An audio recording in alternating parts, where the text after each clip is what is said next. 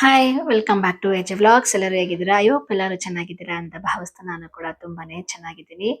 ಇನ್ಮೇಲಿಂದ ನಾನಂತೂ ಒಂದು ನಿರ್ಧಾರ ತಗೊಂಡ್ಬಿಟ್ಟಿದ್ದೀನಿ. ಏನಪ್ಪಾ ಅಂತ ಅಂದ್ರೆ ಪ್ರತಿನಿತ್ಯ ವ್ಲಾಗ್ಸ್ನ ಏನೇ ಕಷ್ಟ ಇರಲಿ, ಏನೇ ಪ್ರಾಬ್ಲಮ್ ಇದ್ರೂ ಸಹ ವಿಡಿಯೋಸ್ನ ಪ್ರತಿದಿನ ಕನ್ಸಿಸ್ಟೆನ್ಸಿಯಿಂದ ವಿಡಿಯೋಸ್ನ ಅಪ್ಲೋಡ್ ಮಾಡಬೇಕು ಅಂತ ಅನ್ಕೊಂಡಿದ್ದೀನಿ. ನಿಮ್ಮೆಲ್ಲರ ಸಪೋರ್ಟ್ ಅಂದಮೇಲೆ ಇರಲಿ ಅಂತಂದು ನಾನು ಕೇಳ್ಕೊತಾ ಇದ್ದೀನಿ. ಬಂದು ನಿಂತ್ಕೊಳ್ಳೋದೆ ಫಸ್ಟ್ ಮಿರರ್ ಮುಂದೆ. ಅದೇನೋ ಗೊತ್ತಿಲ್ಲ, ಒಂಥರ ಸೆಲ್ಫ್ ಲವ್ ಕ್ರಿಯೇಟ್ ಆಗ್ಬಿಡುತ್ತೆ. ನಾನೇ ಸ್ವಲ್ಪ ಒಂದ್ 2 ಮಿನಿಟ್ಸ್ ಏನೋ ಮಾತಾಡ್ತೀನಿ. 2 ಮಿನಿಟ್ಸ್ ಜಾಸ್ತಿನೇ, ಒಂದ್ 30 ಸೆಕೆಂಡ್ಸ್ ಅನ್ಕೋಬಹುದು. 30 ಸೆಕೆಂಡ್ಸ್ ಮಿರರ್ ಜೊತೆಗೆ ನನ್ನನ್ನು ನಾನು ಪ್ರೀತಿಸ್ತಾ, I love my self, I am enough, I am complete, I treat my self with kindness, I proud of my self, I deserve happiness ಅಂತೆಲ್ಲ ಹೇಳ್ತಾ ಎಷ್ಟು ಚೆನ್ನಾಗ್ ಅನ್ಸುತ್ತೆ ಆ ಮಿರರ್ ಮುಂದೆ ಆತರ ನಿಂತ್ಕೊಂಡು ಮಾತಾಡುವಾಗ. ತುಂಬಾನೇ ಖುಷಿ ಆಗ್ತಾ ಇರುತ್ತೆ. ಸೊ ಅದಾದ್ಮೇಲೆ ಮನೆ ಸ್ವಲ್ಪ ಏನೇನೋ ಇರುತ್ತೆ ಕೆಲಸ, ಎಲ್ಲ ಸಣ್ಣ ಪುಟ್ಟ ಕೆಲಸ ಇರುತ್ತಲ್ವಾ, ಕಸ ಗುಡ್ಸೋದು, ನೆಲ ಒರೆಸೋದು, ಕ್ಲೀನಿಂಗ್ ಎಲ್ಲ ಇರುತ್ತೆ, ರಂಗೋಲಿ ಹಾಕೋದಿರುತ್ತೆ. ಅದೆಲ್ಲ ಆದ್ಮೇಲೆ ಸೊ ಮೈಂಡ್ ರಿಲ್ಯಾಕ್ಸ್ ಮಾಡೋಣ ಅಂತಂದು ಯಾವಾಗ್ಲೂ ಮನೇಲೆ ಮಾಡ್ತಾ ಇರ್ತೀನಿ.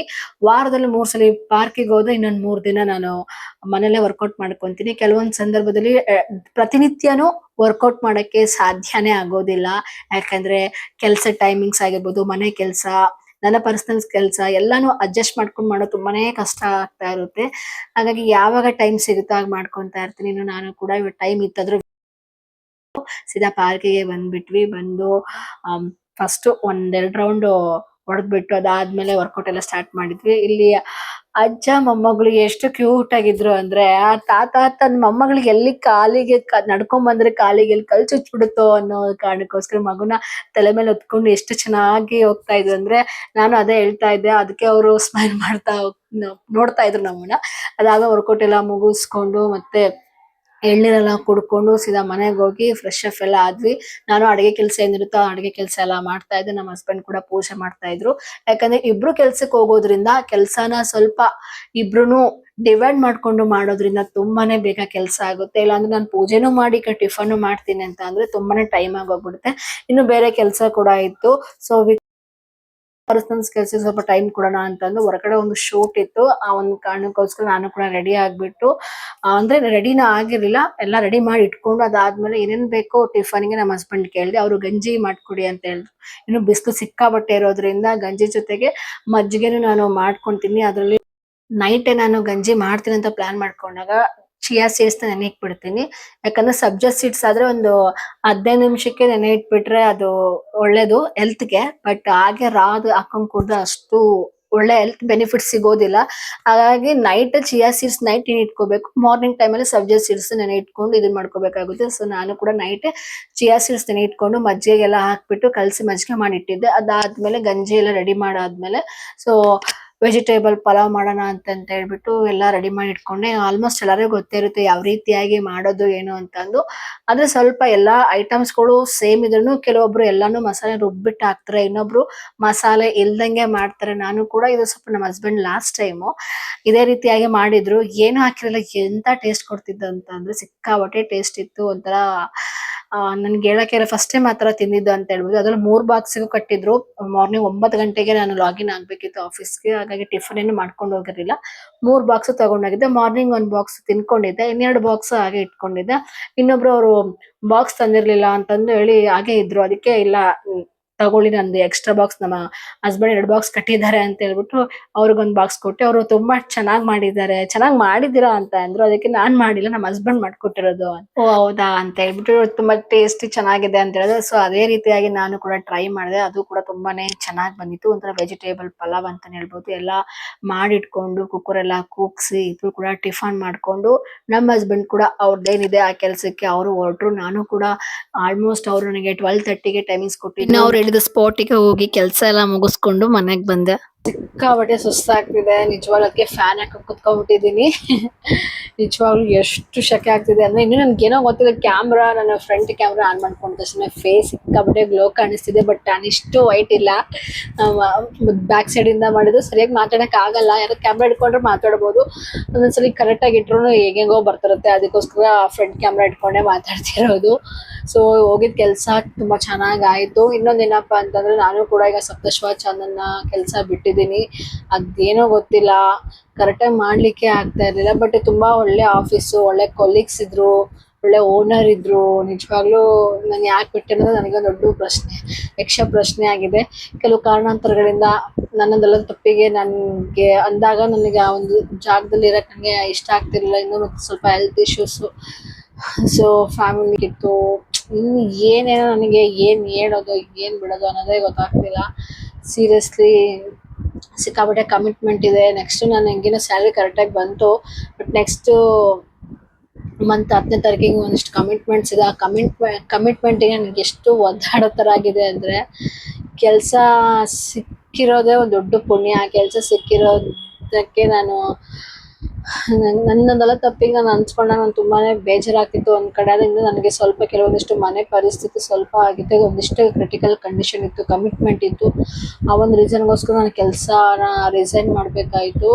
ಬಟ್ ಒಳ್ಳೆ ಆಫೀಸ್ ಮಿಸ್ ಮಾಡ್ಕೊತಿದ್ದೀನಿ ಅಂತ ಪ್ರತಿದಿನ ಡೇ ಬೈ ಡೇ ಮನಸ್ಸಲ್ಲಿ ಒಂಥರ ಕೊರಗ್ತಾ ಇದ್ದೀನಿ. ಅದಕ್ಕೆ ನಾನು ಹೇಳೋದಿಷ್ಟೇ, ಎಷ್ಟೇ ಸ್ಟ್ರಗಲ್ಸ್ ಇರಲಿ ಆಫೀಸಲ್ಲಿ, ಏನೇ ಬೈಕೊಳ್ಳಿ, ಪಾಲಿಟಿಕ್ಸ್ ಏನೇ ಮಾಡ್ಕೊಳ್ಳಿ, ಅವ್ರಿಗೆ ಇಷ್ಟ ಇದ್ದ ಕೆಲಸ ಕೊಡಿ, ಇಲ್ಲಾಂದರೆ ಅವ್ರಿಗೆ ಇಷ್ಟ ಯಾವ್ದಾರ ಕೆಲಸ ಕೊಡಲಿ, ನಿಮಗೆ ಇಷ್ಟ ಆಯಿತೋ ಬಿಡುತ್ತೋ ಗೊತ್ತಿಲ್ಲ, ದಯವಿಟ್ಟು ಕೆಲಸ ಮಾಡ್ಕೊಂಡು ಹೋಗಿ, ಇಲ್ಲಾಂದರೆ ತುಂಬಾ ಸಫರ್ ಪಡೋ ಥರ ಆಗುತ್ತೆ. ನನಗೆ ಹೋಗ್ಬಿಟ್ಟು ಕೆಲಸ ನಾನು ಮತ್ತೆ ಕಂಟಿನ್ಯೂ ಮಾಡ್ತೀನಿ ಅಂತ ಹೇಳೋಕ್ಕೆ ಮನಸ್ಸು ಒಪ್ತಾ ಇಲ್ಲ.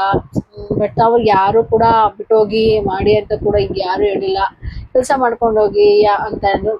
ಕೊನೆಯದಾಗಿ ಸರ್ ನನಗೆ ಹೇಳಿದರು, ದಯವಿಟ್ಟು ಯಾರಿಗೂ ಸ್ಟ್ಯಾಂಡ್ ಆಗಬೇಡಿ ಅಂತಂತ ಒಂದು ಮಾತು ಹೇಳಿದಾಗ, ಅವ್ರಿಗೆ ಹೇಳಿದ ಅವರು ಒಂದು ಎಕ್ಸ್ಪೀರಿಯನ್ಸ್ ಮೂಲಕನೇ ಹೇಳಿರ್ತಾರೆ, ಯಾರು ಸುಮ್ಮನೆ ಹೇಳಲ್ಲ. ಅವರು ಸಹ ಕಾರ್ಪೊರೇಟ್ ಕಂಪ್ನಿಯಲ್ಲಿ ಕೆಲಸ ಮಾಡಿ ಬಂದು ಈಗ ಚಾನಲಲ್ಲಿ ಇರೋವಂಥದ್ದು.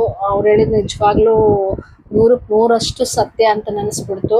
ಯಾರಿಗೂ ಸ್ಟ್ಯಾಂಡ್ ಆದರೆ ಕೊನೆಗೆ ಅವರಿಬ್ರು ಮಧ್ಯೆ ಜಗಳ ಏನೇ ಇರಲಿ, ಕೊನೆಗೆ ನಮಗೆ ಬಂದು ತಿರುಗುತ್ತೆ. ಬಟ್ ನನಗೆಲ್ಲೋ ಏನೋ ತಪ್ಪು ನಂದೇ ಅಂತ ಒಂದು ಕಡೆ ಅನಿಸುತ್ತೆ. ಬಟ್ ನಾನು ಅಲ್ಲೇನು ತಪ್ಪು ಮಾಡ್ದೇ ಕೆಲಸ ಬಿಟ್ಟೆ ಅನ್ನೋದು ಒಂದು ಕಡೆ ಇದ್ದರೆ, ಬೇರೆ ಅಂದಿದ್ದು ನನಗೆ ಇಷ್ಟ ಆಗಿಲ್ಲ ಅದು ಒಂದು.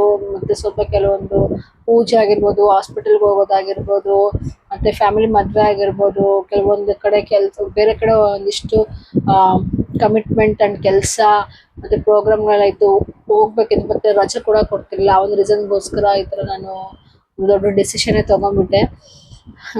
ಬಟ್ ಎಲ್ಲರನ್ನೂ ಮಿಸ್ ಮಾಡ್ಕೊತಿದ್ದೀನಿ. ಸಪ್ತಶ್ವ ಚಾನಲ್ನೇ ಮಿಸ್ ಮಾಡ್ಕೊತಾ ಇದ್ದೀನಿ. 5 ತಿಂಗಳಿಗೆ ಎಷ್ಟು ಒಂಥರ ನಮ್ಮ ಮನೆ ಆಗಿತ್ತು, ಮಿಸ್ ಮಾಡಿ ತುಂಬಾ ಬೇಜಾರಾಗ್ತಿದೆ. ಏನು ಮಾಡೋಕ್ಕಾಗಲ್ಲ. ಸೊ ಈಗ ನಾನು ಹೊರಗಡೆ ಹೋಗಿದ್ದೆ, ಒಂದಿನ ಕೆಲಸ ಇತ್ತು ಅಂತ, ಚೆನ್ನಾಗಾಯಿತು, ಮುಗಿಸ್ಕೊಂಡು ಬಂದೆ. ಸಿಕ್ಕಾಬಟ್ಟೆ ಬಿಸ್ತಿತ್ತು.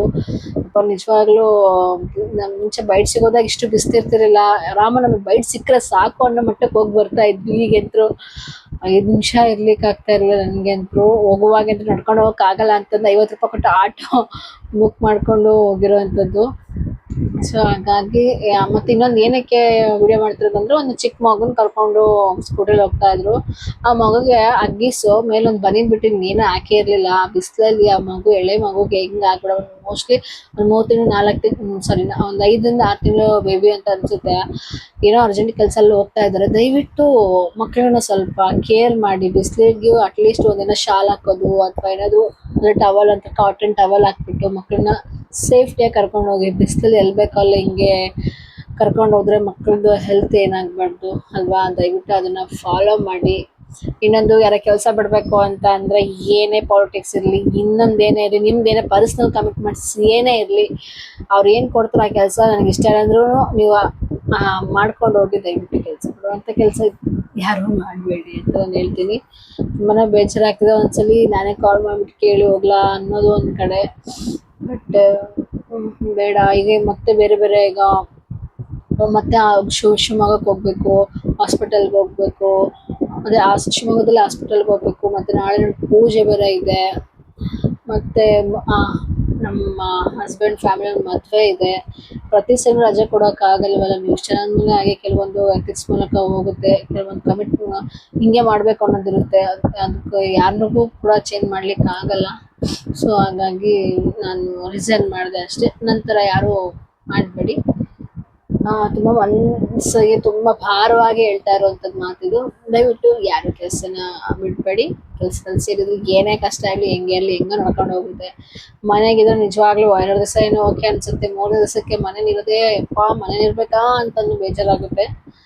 ನಾನು ಸಫರ್ ಪಡಾತೀನಿ, ಅದಕ್ಕೆ ನಿಮ್ಗೆ ಹೇಳತ್ತೀನಿ, ದಯವಿಟ್ಟು ಕೆಲಸಕ್ಕೆ ದಯವಿಟ್ಟು ಹೋಗಿ. ರಿಸೈನ್ ಮಾಡುವಂತಹ ಒಂದು ದೊಡ್ಡ ನಿರ್ಧಾರಗಳನ್ನ ಯಾರೋ ಆ, ಕೈಗೊಳ್ಬೇಡಿ ಅಷ್ಟೇ. Thank you. ಇವತ್ ಬೇರೆ ಫ್ರೈಡೆ ಆಗಿರೋದ್ರಿಂದ ಸೊ ನಾನು ಕೂಡ ರೆಡಿಯಾಗಿ ಕುತ್ಕೊಂಡಿದ್ದೆ, ನಮ್ಮ ಹಸ್ಬೆಂಡ್ಗೋಸ್ಕರ ವೇಟ್ ಮಾಡ್ತಾ ಇದ್ದೆ. ಸೊ ದೇವಸ್ಥಾನಕ್ಕೆ ಕರ್ಕೊಂಡು ಹೋಗ್ತಾರೆ ಅಂತಂದು ಅದ್ರಲ್ಲಿ ಸ್ಯಾರಿ ಉಟ್ಕೊಂಡು, ನನಗೆ ಇಷ್ಟ ಆದಂತ ಸ್ಯಾರಿ ಉಟ್ಕೊಂಡು ವೇಟ್ ಮಾಡ್ತಾ ಕೂತು ಆಲ್ಮೋಸ್ಟ್ 6:30 ಇಂದ 8:30 ವರೆಗೂ ಕುತ್ಕೊಂಡು ವೇಟ್ ಮಾಡ್ತಾ ಇದ್ದೀನಿ. ಅವ್ರು ಕೊನೆಗೂ ಬರ್ಲೇ ಇಲ್ಲ, ಯಾಕಂದ್ರೆ ತುಂಬಾ ಬಿಸಿ ಇದ್ರು, ಕೆಲಸ ಇತ್ತು ಅಂತ ಹೇಳಿದ್ರು. ಸರಿ ಪರವಾಗಿಲ್ಲ ಅಂತ ಹೇಳ್ಬಿಟ್ಟು ಅವರು ಕೂಡ ಬಂದಾದ್ಮೇಲೆ ಅಡಿಗೆ ಎಲ್ಲ ಮಾಡ್ಬಿಟ್ಟು ಏನಿರುತ್ತೋ ಅದನ್ನೇ ಮಾಡಿ, ಅಂದ್ರೆ ಮಧ್ಯಾಹ್ನ ಏನಿತ್ತು ಅದಕ್ಕೆ ಸ್ವಲ್ಪ ರೈಸ್ ಎಲ್ಲ ಮಾಡಿ ಊಟ ಮಾಡ್ಕೊಂಡು ಬಟ್ಟೆ ಎಲ್ಲ ಪ್ಯಾಕ್ ಮಾಡಿ ಇಟ್ಕೊಂಡಿದ್ದೆ, ಮಧ್ಯಾಹ್ನನೇ ಊರಿಗೆ ಹೋಗ್ಬೇಕು ಅಂತೇಳಿ. ಹೋಗಿದ್ ಕೆಲಸ ನನಗೂ ಕೂಡ ಬೇರೆ ಕೆಲಸ ಇತ್ತು, ಅದು ಕೂಡ ಎಲ್ಲ ಆಯ್ತು. ಸೊ ಬಂದು ರೆಸ್ಟ್ ಮಾಡಿ ಎಲ್ಲ ಕೆಲಸ ಮಾಡಿ ಮುಗಿಸ್ಕೊಂಡು ನಾಯಂಡಹಳ್ಳಿಗೆ ಹೋದ್ವಿ. ರೈಲ್ವೆ ಸ್ಟೇಷನ್ಗೆ ವೇಟ್ ಮಾಡಿ ಟ್ರೈನ್ ಕೂಡ ಬಂತು. ಅಲ್ಲಿಂದ ಮೆಜೆಸ್ಟಿಕ್ ಹೋಗಿ, ಮೆಜೆಸ್ಟಿಕ್ ಇಂದ ಅಜ್ಜಂಪುರ ಹೋಗಿ ಮನೆ ರೀಚ್ ಆದ್ವಿ. ಸೊ ಇದಾಗಿತ್ತು ನನ್ನ ಒಂದು ವ್ಲಾಗ್. ಸೊ ಇದರಲ್ಲಿ ಒಂದು ಇನ್ಫಾರ್ಮೇಶನ್ ಏನಂದ್ರೆ, ಕೆಲ್ಸನ ದಯವಿಟ್ಟು ಬಿಡ್ಬೇಡಿ ಅನ್ನೋದಷ್ಟೇ. So thank you so much vlog ನೋಡಿದ್ದಕ್ಕೆ.